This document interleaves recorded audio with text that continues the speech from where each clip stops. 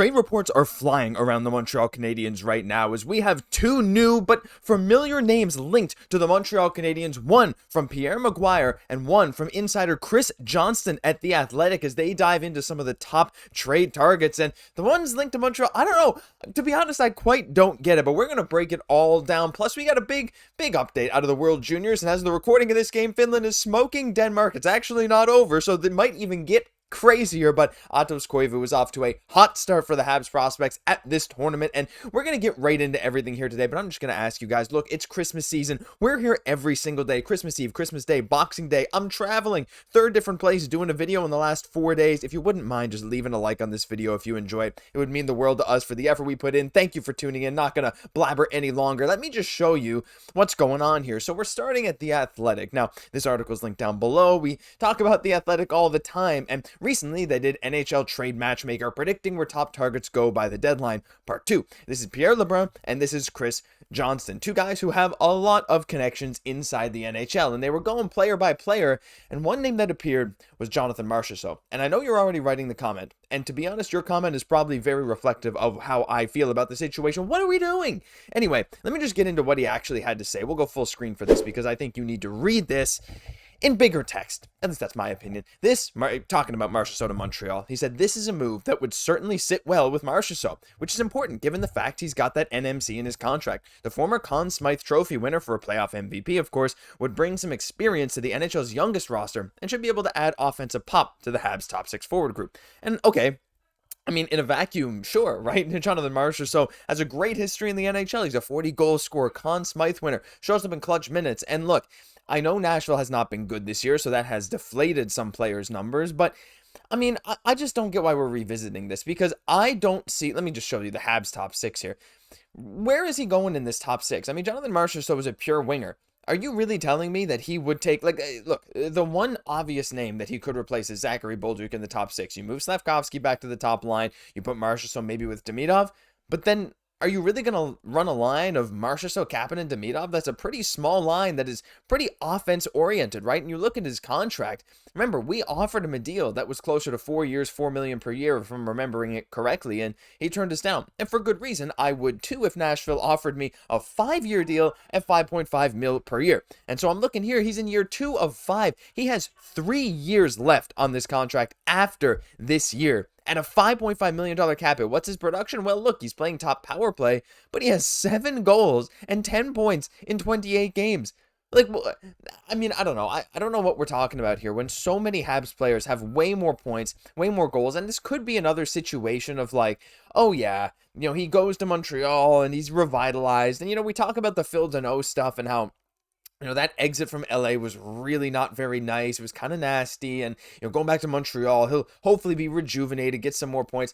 I get that aspect of it, but why would you bog yourself down with a contract that is looking like it could very well age poorly just to add some theoretical skill? This, to me, I get the link. Quebecois player, has a history of producing in Montreal. I'm just not for it, and I don't think you guys are either. Leave me your thoughts on that down below, but I want to move on to another name, and that is Jared McCann. And the reason I'm talking about Mr. McCann here, who is quite skilled out of Seattle, is because Pierre Maguire on the Sick podcast brought his name up, saying this was the other Marchessault thing. Anyway, they mentioned that you'd have to trade out Line. I almost didn't want to include this, which is why I kind of forgot about it. I think you can forget about it too. Look, regardless, let's move on.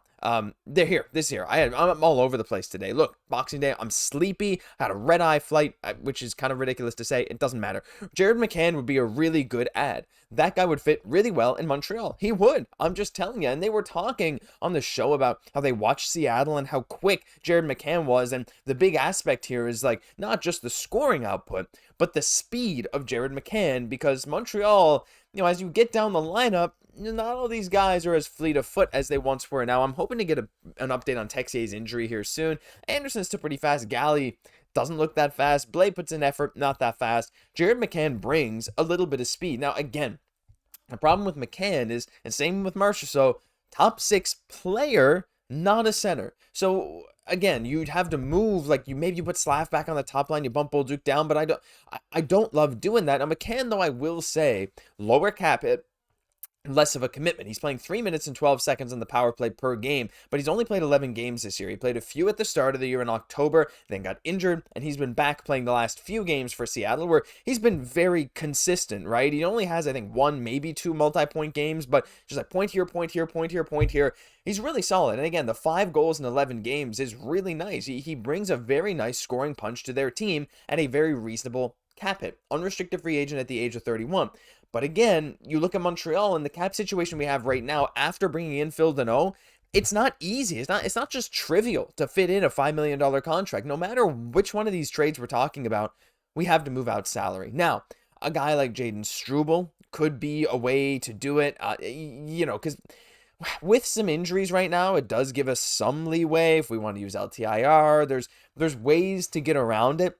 But again, as we get closer to the trade deadline, the lower the fraction of the cap hit will be on our cap, right? So Jared McCann, if we get him at deadline, he's only going to be about $2 million on the cap hit. But still, like when we have guys like Laine coming back, maybe he could be shipped out. I don't know. We have Newhook coming back later. Kirby, Dach, and Kaiden Guhle right there, ready to come back within the next couple weeks. I don't know. I just, neither of these names jump out to me at all. Like, McCann more so for sure than Marchessault. Marchessault, I don't want to take a flyer on a small player who doesn't play center, who is really regressing in terms of his numbers.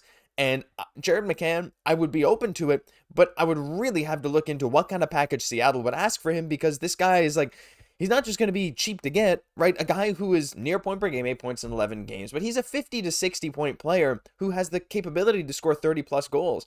It's not like Montreal is going to get him for pennies on the dollar, and you'd have to make the salary cap work. So I wanted to bring these names up to see what you guys have to say. Which one of these two, Marchessault or McCann, would you be more interested? Leave me your thoughts down below. But to end off this video, I want to jump right into Aatos Koivu. Yeah, Aatos Koivu. Now, as of the recording of this video, we're actually in the third period. It is 6-2 for Finland over Denmark. Actually, at the second intermission, Finland had 6 goals, and Denmark only had 6 shots. So it was a bit of a blowout, but I want to show you this Aatos Koivu with a nice little one-timer in the slot after some pretty questionable defense by Denmark, assisted by Aaron Kiviharju, Minnesota Wild prospect, not the primary assist. Kiviharju, I think, got the, was he the primary assist? Not really sure. Doesn't matter. But Aatos Koivu, nice little one-timer in the slot, and guess what? It's his shot. That is the one thing we have been talking about for ages. That is the biggest thing with Aatos Koivu. It's what we saw in the summer showcase. Now, we know his numbers this year have really not been where we've wanted them to be. 7 points in 30 games after having 8 points in 31 games last year. Ideally, you want some progression, but from what I've seen, and I hope you guys have seen the same things, and maybe not, but from what I've seen, Aatos Koivu is getting relied upon a little more defensively this year, and from some outlets I've seen, they've said he's become a very solid two-way player. Again, 6 feet, 171 pounds. He's going to need to bulk up a little bit, but his shot already looks good when he's given the opportunity, and the Liga is not an amazing league, and so I really don't think he's close to an NHL level yet, but the World Juniors are a great spot to get some extra ice time, to go out there, show off his shot, and show off what he has, and show that 200-foot game. And so he's off to a really great start. Overall, had a great game, as Stephen Ellis said, and if you watch some of the game, Koivu was noticeable. Now, again, against a team like Denmark, I don't want to say it's hard not to be noticeable, because you still need to step up against the teams that you're expected to beat. That's part of being a good team like Finland is, but Koivu was noticeable. I thought he played a very solid game in the minutes I saw. Again, game's not over yet as I'm recording. Maybe it is when you're watching, but I'm very excited to see what comes next for him. But so many other Habs prospects in this tournament: Michael Hage, Carlos Handel, LJ Mooney, the Latvian goalie Vekvaneks, Mikos Vekvaneks. So I'm excited to see what happens. Let me know your thoughts on Koivu, on these trade targets, everything like that down below, because that'll do it for this episode of Habs Digest. Thank you for tuning in literally every single day. And hey, if you want to show your appreciation in any way, hit that like button down below. Thank you for watching. I've been your host, Josh Gosse, and I'll catch you in the next one.